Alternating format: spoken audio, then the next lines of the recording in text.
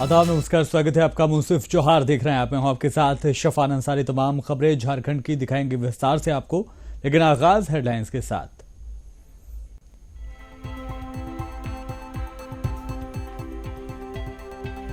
ED के 9वें समन पर हेमंत सोरेन का आया जवाब। कहा 31 जनवरी तक रहेंगे व्यस्त, नहीं हो सकते हाजिर।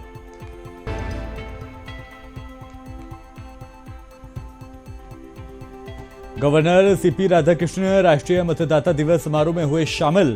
कहा डेमोक्रेसी में वोट एक मजबूत हथियार।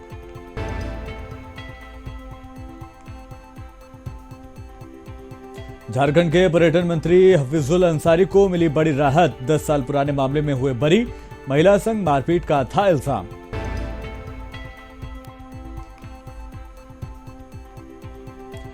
झारखंड पुलिस की बहादुरी को सलाम। 26 जनवरी के दिन 55 पुलिस अफसरों को मिलेगा मेडल।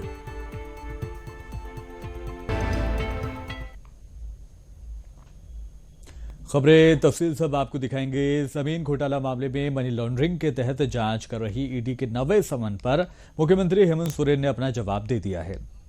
सीएम ने व्यवस्थितता का हवाला देते हुए ईडी को खत लिखकर कहा है कि 31 मार्च तक उनके पास समय नहीं है, इसलिए वो पूछताछ के लिए उपलब्ध नहीं हो सकते।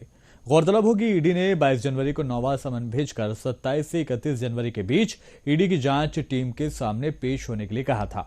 इससे पहले 8वें समन पर 20 जनवरी को ईडी के अधिकारियों ने मुख्यमंत्री आवास पर जाकर उनसे पूछताछ की थी। इस दौरान टीम ने उनसे लगभग 7 घंटे तक पूछताछ की थी। ईडी के भेजे पिछले 7 समन पर मुख्यमंत्री हेमंत सोरेन ये कहते हुए गैर हाजिर रहे थे कि ये समन असंवैधानिक है और उनकी सरकार को परेशान करने के लिए ऐसे समन भेजे जा रहे हैं।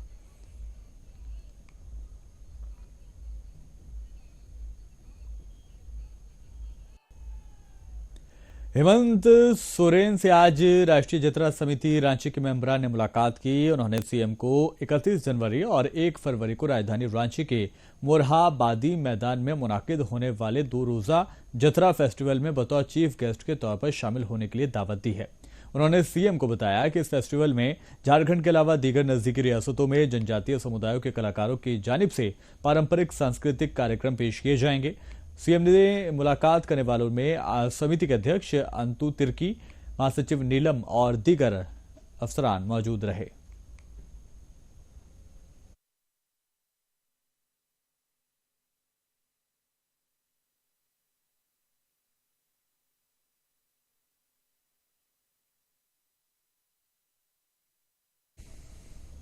राज्यपाल सीपी राधाकृष्णन ने आज आर्यभट्ट सभागार रांची में आयोजित राष्ट्रीय मतदाता दिवस कार्यक्रम को खिताब करते हुए कहा कि लोकतंत्र में मतदाता के लिए मताधिकार सशक्त हथियार है। लोगों को जाति, धर्म, संप्रदाय और प्रलोभन से ऊपर उठकर अपने मताधिकार का इस्तेमाल करना चाहिए। इससे लोकतंत्र सुदृढ़ होगा। सुदृढ़ और सशक्त लोकतंत्र के लिए भारत निर्वाचन आयोग के द्वारा अपने स्थापना काल से ही सतत प्रयत्नशील है। वो मतदाताओं को जागरूक करने के लिए लगातार कोशिश की जा रही है। निर्वाचन आयोग के द्वारा इस साल का थीम रखा गया है, वोट जैसा कुछ नहीं, वोट जरूर डालेंगे हम। उन्होंने कहा कि इस थीम को सफल बनाने के लिए ज्यादा से ज्यादा तादाद में मतदान करें और मतदान के लिए लोगों को प्रेरित भी करें।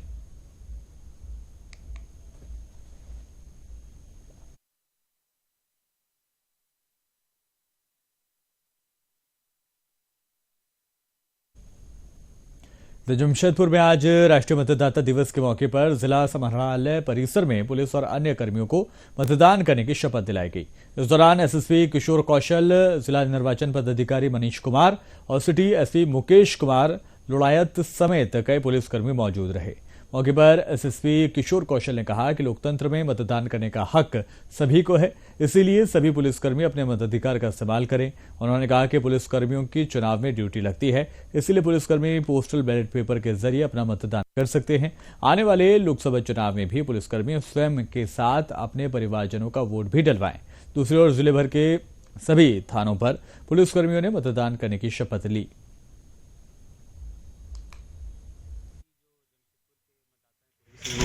सबको बहुत बहुत शुभकामनाएं। और स्पेशली जो हमारे यंग वोटर जुड़े हैं, जो हमारी महिला वोटर, जो हमारे दिव्यांग पीवीटी की वोटर्स जुड़े हैं, सभी से हम लोग का आग्रह होगा कि इस साल अपने मताधिकार का प्रयोग ज़रूर करें। और आई विल डेफिनेटली वोट, ये हमारे इस बार का थीम है, टैगलाइन है।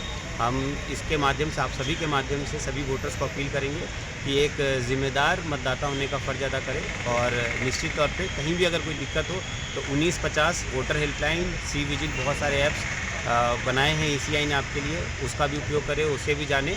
साथ ही साथ हम लोग जो भी वोटर आउटरीच प्रोग्राम करेंगे, चाहे वो ELC के माध्यम से, वेब के माध्यम से, बूथ अवेयरनेस ग्रुप के माध्यम से, उसमें आपकी सहभागिता अपेक्षित रहेगी। मैं पुनः सभी लोगों को, सभी BLO, सुपरवाइज़र, AERO, ERO और यहाँ के सभी मतदाताओं को इसके लिए पुनः एक बार धन्यवाद देता हूँ, बधाई देता हूँ। इसी प्रकार से हम लोग अपना मोमेंटम जारी रखें और निश्चित तौर पर आगामी सभी इधर 10 साल पुराने मारपीट के मामले में गुरुवार को राज्य के पर्यटन मंत्री हफीजुल अंसारी समेत 8 आरोपित SDGM जितेंद्र राम की अदालत में पेश हुए।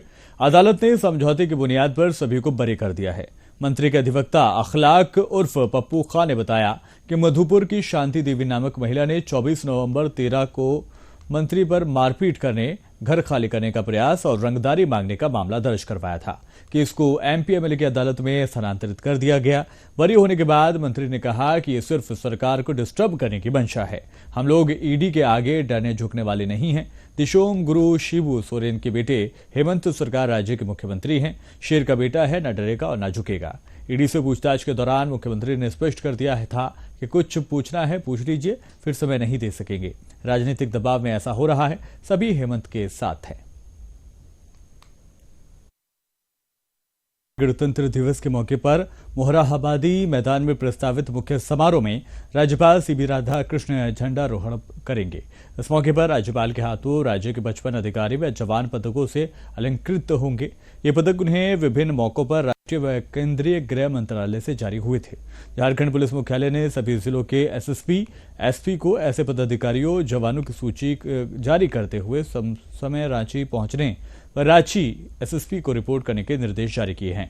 जिन कैटेगरी में पदक दिए जाने हैं उनमें विशिष्ट सेवा के लिए 2 पदाधिकारियों को राष्ट्रपति पुलिस पदक, 23 को सराहनीय सेवा के लिए पुलिस पदक, 23 को वीरता के लिए पुलिस पदक, 5 अधिकारी जवानों को असाधारण आसूचना कुशलता पदक व 2 पदाधिकारियों को अनुसंधान में उत्कृष्ट के लिए केंद्रीय मंत्री पदक दिया जाना है।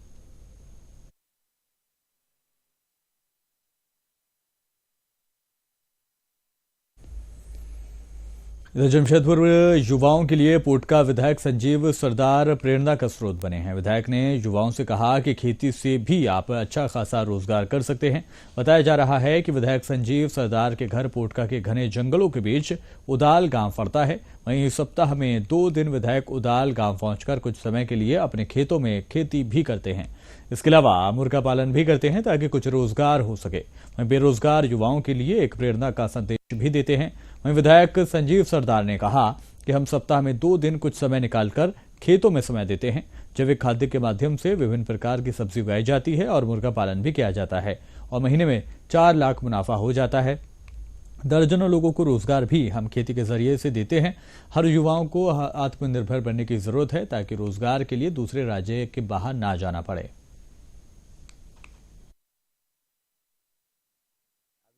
ग्रामीण क्षेत्र में, पहाड़ी क्षेत्र में मेरा गांव बसा हुआ है और जो इसमें हम सप्ताह में 2 बार इस गांव में आते हैं और इस क्षेत्र के लोगों को भी मुलाकात करते हैं ताकि कि लोगों को सहूलियत हो।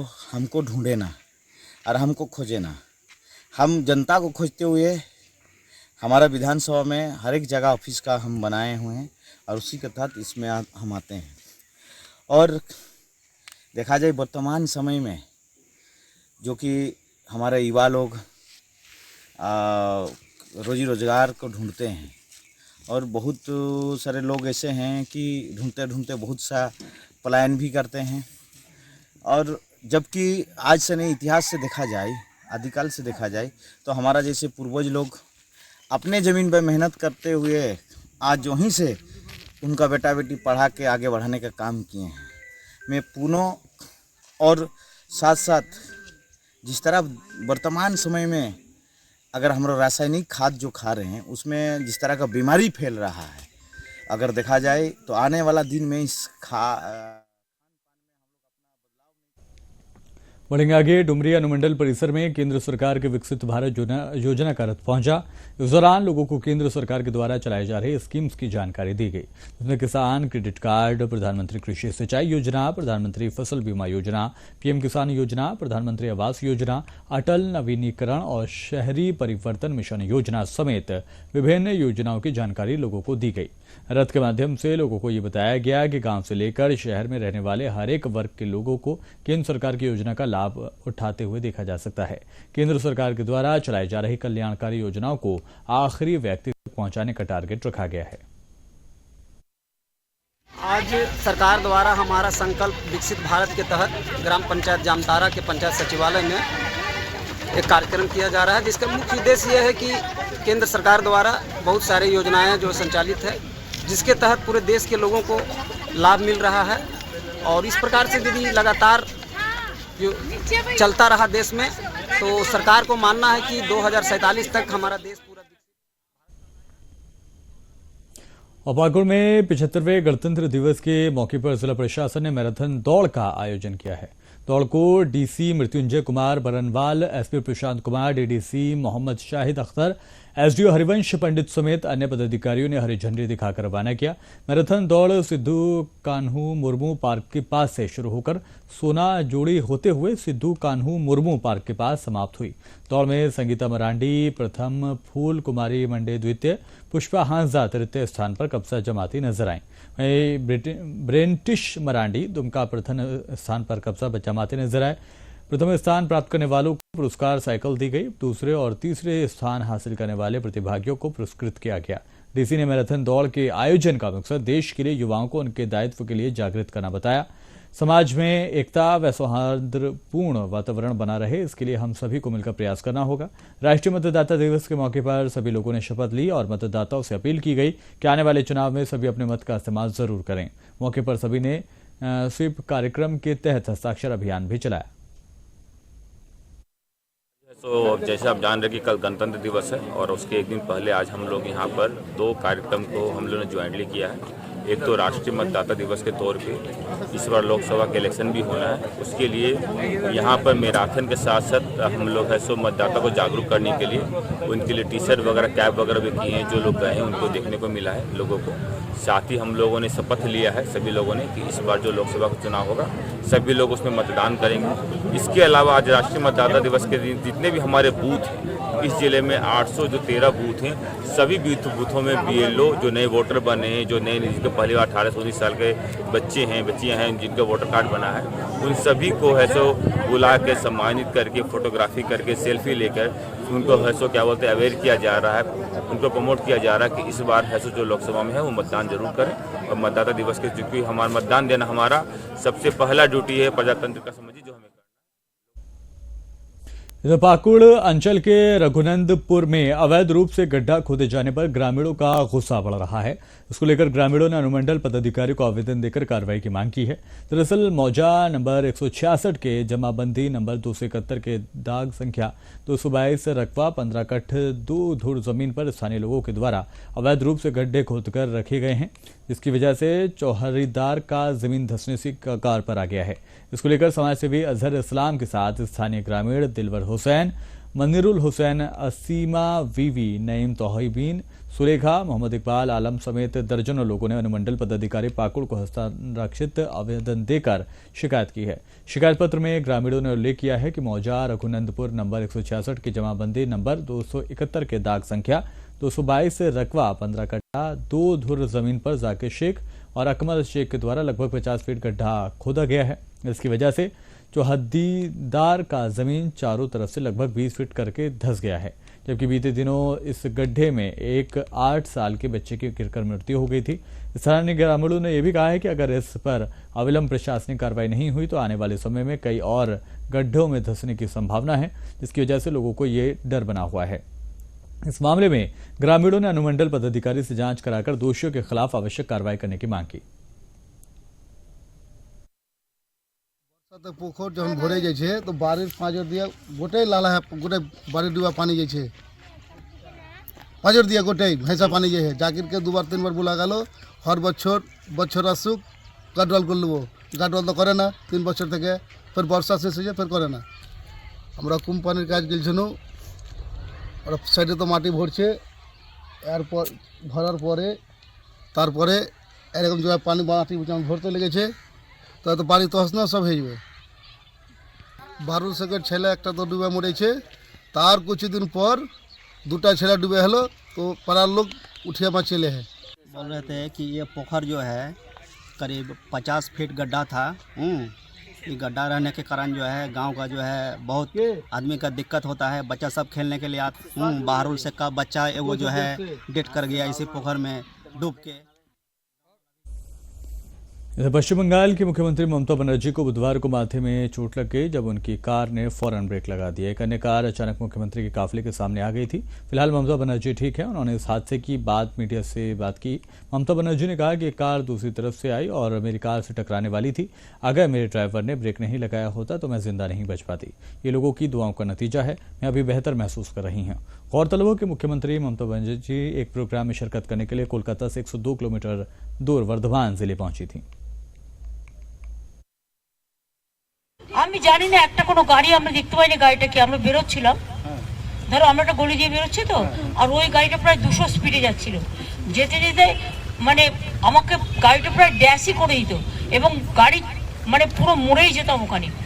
ওখানে আমার যে ড্রাইভার ছিল পুলিশের, আমার যে ড্রাইভ করছিল সে, কারণ আমাদের তো হেলিকপ্টারে আসার কথা ছিল, আমরা আসেনি ওয়েদারের জন্য, ও সঙ্গে সঙ্গে ব্রেকটা কষে এবং বুদ্ধিমানের কাজ করে ব্রেকটা কেসেছে।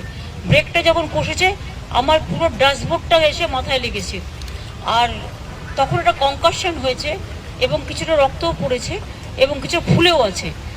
এখন যেমন সারা মাথাটায় পেন হচ্ছে, তাই নিয়ে আমি কাজ করে গেলাম। কাজটা খোলা ছিল আমার, কারণ और फिलहाल मुंसिफ जोहार में इतना ही। जाने से पहले हेडलाइंस एक बार फिर से आपको दिखाते हैं।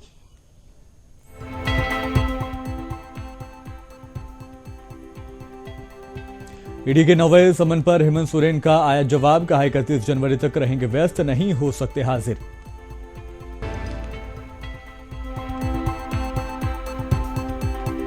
गवर्नर सीपी राधाकृष्ण राष्ट्रीय मतदाता दिवस समारोह में हुए शामिल। कहा डेमोक्रेसी से वोट एक मजबूत हथियार।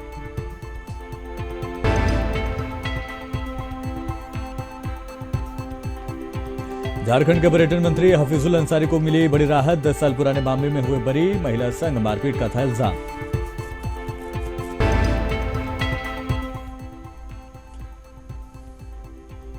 झारखंड पुलिस की बहादुरी को सलाम। 26 जनवरी के दिन 55 पुलिस अफसरों को मिलेगा मेडल।